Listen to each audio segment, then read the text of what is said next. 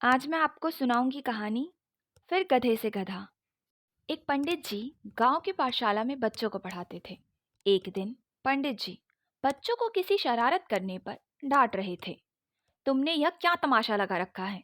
तुम मुझे जानते नहीं। मैंने न जाने कितने गधों को आदमी बनाया है।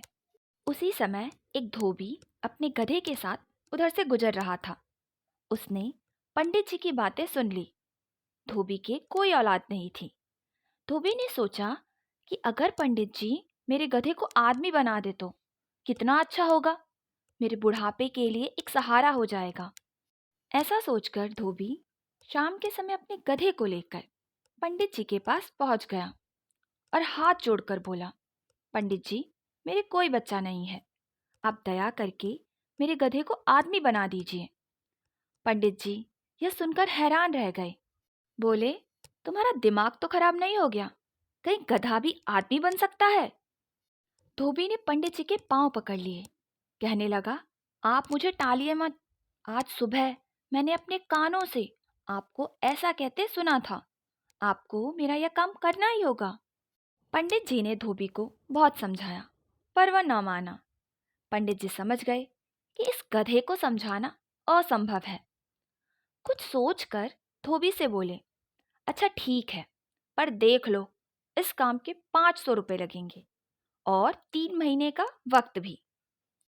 धोबी बोला, ठीक है, मैं अभी रुपए लेकर आता हूँ। धोबी ने रुपए लाकर पंडित जी को दिए और कहा, ये लीजिए रुपए और यह रहा मेरा गधा। पंडित जी ने रुपए जेब में डाले और गधे को पेड़ से बांधते हुए बोले, अब तुम जाओ, 3 महीने बाद आना। धोबी के जाने के बाद पंडित जी ने गधे को अपनी बहन के घर दूसरे गांव भेज दिया। 3 महीने बीत गए। धोबी फिर पंडित जी के पास पहुंचा।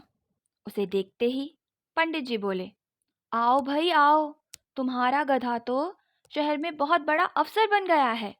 जाओ, वहीं जाकर उससे मिलो।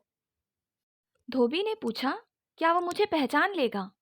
क्यों नहीं, तुम ऐसा करो, अपने साथ उसके दानों वाला थैला लेते जाना। वह उस थैले को तो नहीं भूल सकता, पंडित जी ने कहा। अगले दिन धोबी खुशी खुशी शहर को चल दिया। पूछता पाछता वह पंडित जी के बताए दफ्तर पहुंचा। अफसर की कुर्सी पर बैठे आदमी को देखकर उसकी खुशी का ठिकाना ना रहा। वह दरवाजे पर खड़ा मन ही मन सोचने लगा कि मेरा गधा कितना सुंदर और बड़ा आदमी बन गया है। यह सब पंडित जी की कृपा का फल है। तभी अफसर ने दरवाजे की तरफ नजर उठाई।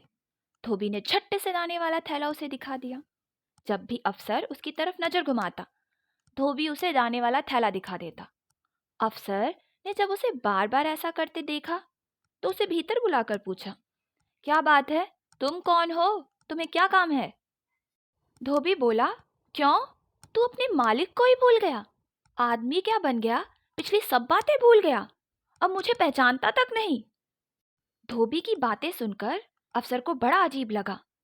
कहीं यह आदमी पागल तो नहीं है? उसने कहा, भाई साहब, मुझे आपकी बात समझ में नहीं आ रही है। आप कौन हैं और क्या चाहते हैं? धोबी ने दाने वाला थैला दिखाते हुए कहा, अच्छा बेटा, मुझे नहीं तो इस थैले को तो पहचान और चल मेरे साथ घर चल। धोबी उसे हाथ से पकड़कर घर चलने के लिए कहने लगा। अफसर परेशान हो गया। उसने चपरासी को बुलाकर उसे दफ्तर से बाहर निकलवा दिया। धोबी गुस्से से पागल हो गया। वह जोर जोर से चिल्लाकर कहने लगा, नालायक गधा कहीं का, मैंने इसे गधे से आदमी बनवाया और आज इसने मुझे दफ्तर से बाहर निकलवा दिया। अब देखना मैं तुझे कैसे मजा चखाता हूँ। गुस्से से भरा धोबी सीधा पंडित जी के पास पहुंचा और बोला, पंडित जी, आप मेरे गधे को फिर से गधा बना दीजिए। नालायक को आदमी बनकर घमंड हो गया है, मुझे पहचानने तक से इनकार कर दिया। पंडित जी ने कहा, ठीक है, मैं उसे फिर से गधा बना दूंगा, लेकिन इस काम के 500 रुपये और लगेंगे। 3 दिन बाद आकर अपना गधा ले जाना। 3 दिन बाद रुपए लेकर धोबी पंडित जी के पास पहुंचा।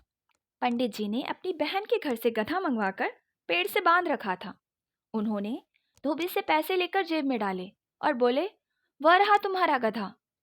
धोबी ने गधे को 2 डंडे जमाए और बोला, देखा अफसर साहब, बना दिया ना फिर गधे से गधा।